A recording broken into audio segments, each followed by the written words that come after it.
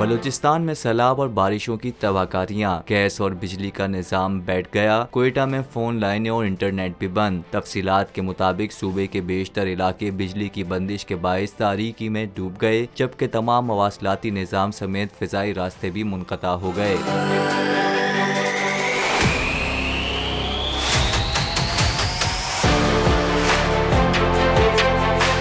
क्वेटा शहर और नवाही इलाकों में मुसलसल 30 घंटे से कभी तेज कभी हल्की बारिश जारी है। खवातीन और बच्चों समेत 500 से ज्यादा अफराद सैलाबी पानी में फंस गए। सैलाब से बलूचिस्तान का 90% हिस्सा मुतासर, जबकि क्वेटा का जमीनी, फिजाई और मवासलाती राब्ता गुज़िश्ता कई घंटों से मुनक़ता है। मोबाइल फोन बंद और इंटरनेट सर्विस भी मुअत्तल है, जबकि क्वेटा का PTCL नेटवर्क भी बंद हो गया और ग्राउंड इंटरनेट भी काम नहीं कर रहा। वाज़ेह रहे कि हालिया बारिशों और सैलाब से मुल्क भर में 145 पुलों को नुकसान पहुंचा और मजमूई तौर पर 6,70,328 घर मुतासिर हो चुके हैं। सब्सक्राइब करें और बेल दबाएं ताकि कोई खबर रह न जाए।